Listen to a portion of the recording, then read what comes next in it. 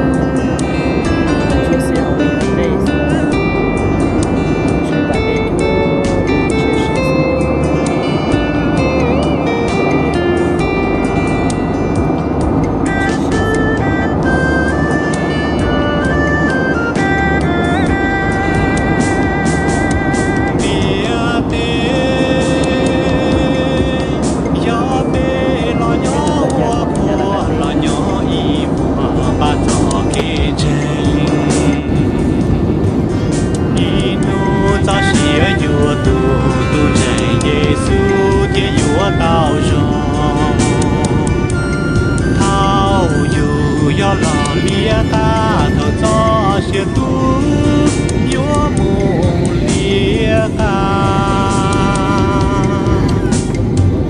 ba cái tranh có rong rong giờ tê giờ xia yo tu lu chê ta yo tư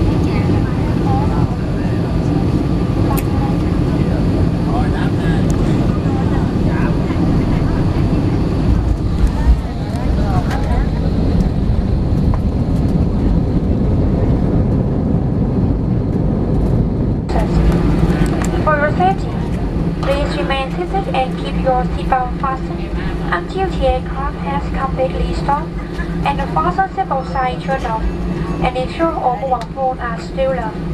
Do take care and opening your bag lockers before leaving the aircraft.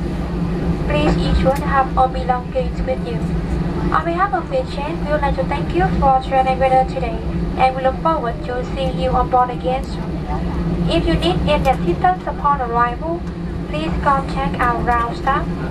For more information about schedule, destination, leisure promotion, booking and purchasing tickets, please visit our website www.vietjet.com or contact our nationwide call center at 1900-1886.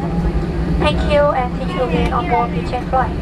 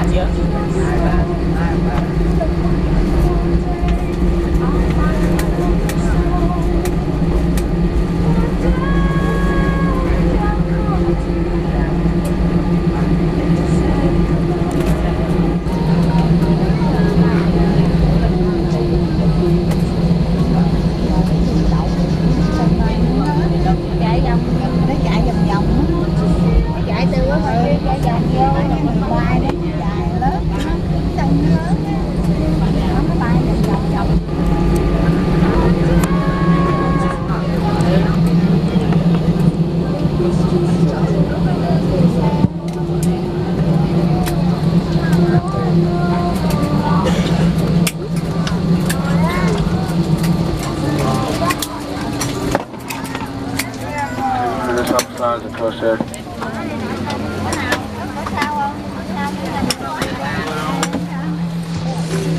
Tài xế là nó tổng đi rồi sao đi. Coba kita tài xế kalau tidak tổng đi nhất là sân bay tân sơn nhất.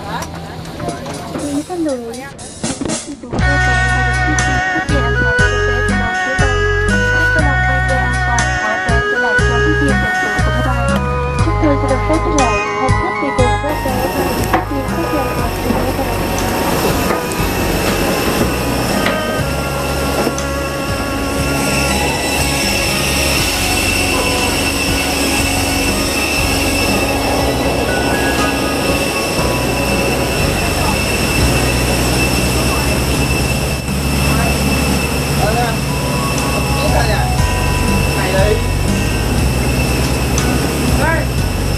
để không bỏ lỡ những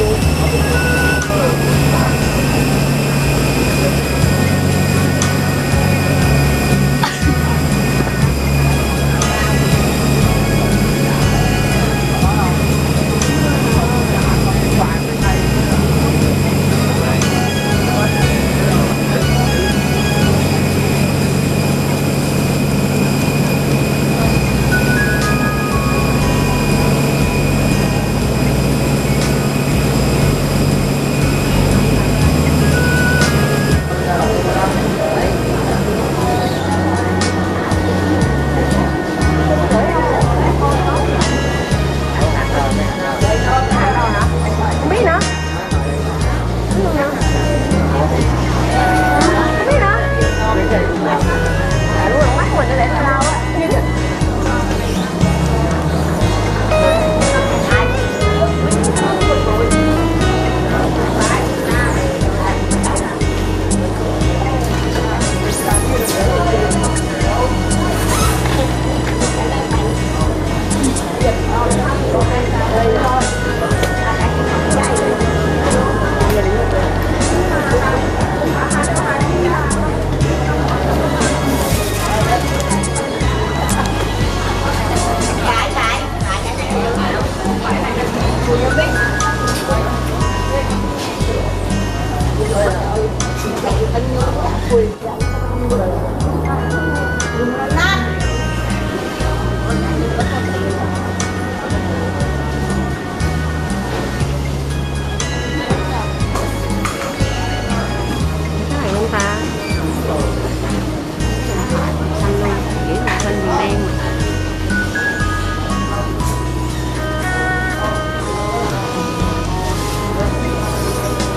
Dương Hải Dương của Dương Hải Dương.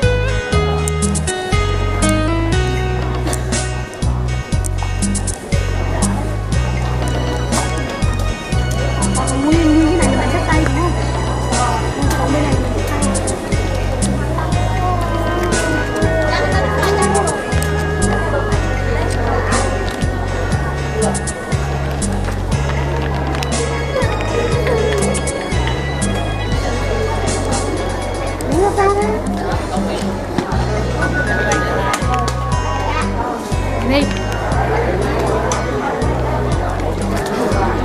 Đấy là một kỳ nhạc. Không vì cái quả